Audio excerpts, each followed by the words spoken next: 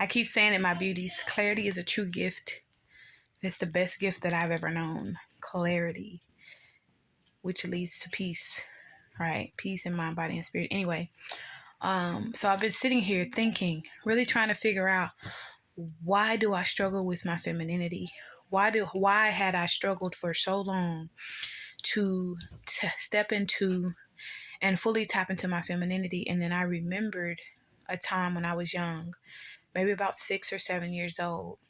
And my mom, she would always buy me, the little kitty nail kits, little makeup, whatever, lip gloss, and little stuff like that for kids.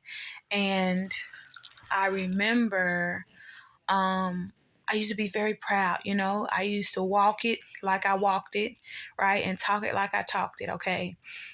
Full on feminine, all the way through and through. And I literally remember my siblings. So I remember my siblings teasing me about, wearing my little lip gloss, wearing my little nail polish, how I would walk, how I would talk, how I essentially carried myself.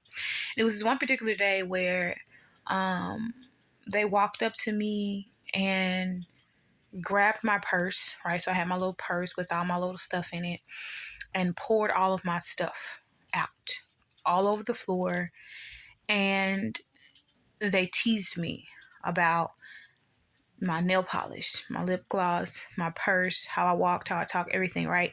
So from then on, I kind of started to hide my femininity. I kind of started to shield my feminine aspects from them, because I noticed how, thank God for clarity, I started to notice how they would only respond to my masculine aspects, right?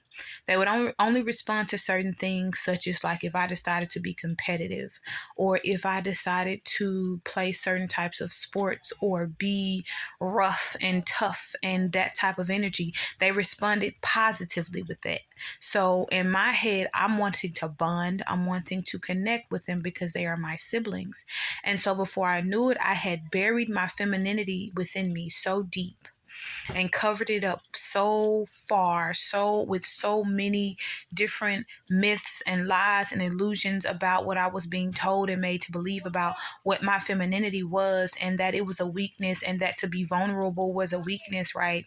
And it just clicked for me this month, y'all, that the reason I struggled for the past few years, especially with tapping back into my femininity and fully embracing who I am as a young woman, was because of all of those different times that I was told I shouldn't, or I couldn't, or I wouldn't, XYZ, as it related to my femininity. You shouldn't wear lip gloss. You shouldn't be wearing that nail polish. Or why do you think you da as it relates to how you walk and how you talk and how you carry yourself? Hearing things like, you think you're better than this person, you think you're better than that person. All of those things slowly but surely made me bury my femininity. Y'all, this is just clicking for me. All of those things literally made me bury my femininity so deep within myself that I could not recognize it. After 15, 20 years of me burying it for burying it so deeply, I could not, identify that femininity anymore. Right? So I didn't realize how much I had buried my femininity. I had buried the truth about my vulnerability, about my feminine power, my feminine truth, my feminine strength, because they made me feel like I was wrong.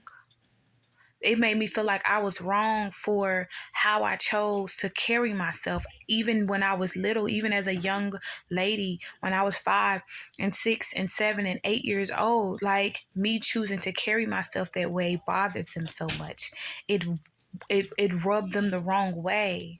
And it just really put two and two together for me that I allowed those things did affect me far greater than I realized they did, for one. And two, that was a pain, that was something that had been buried so deep within me that I didn't even fully recognize. And so I started dismissing my own femininity and tapping more into my masculinity, because that's all that was being accepted from the people who were around me. And so I don't know who this message is for.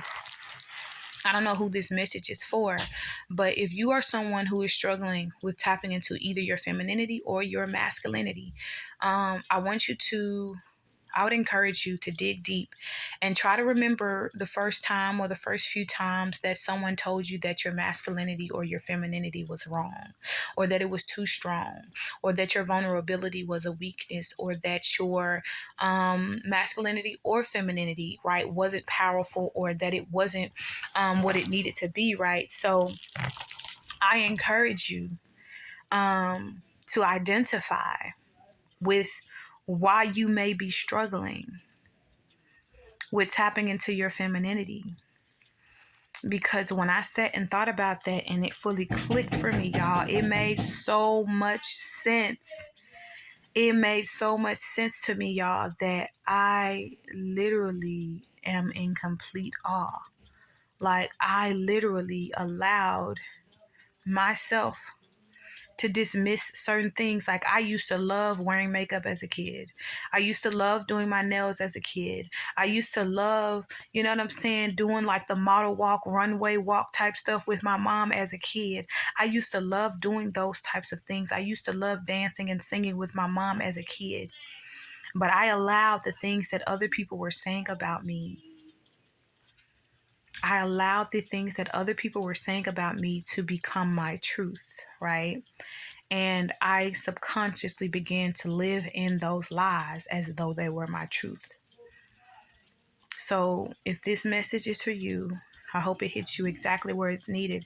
I pray for you that you are able to learn and recognize and fully identify your real truth of your masculinity or femininity, or just the full being that you are.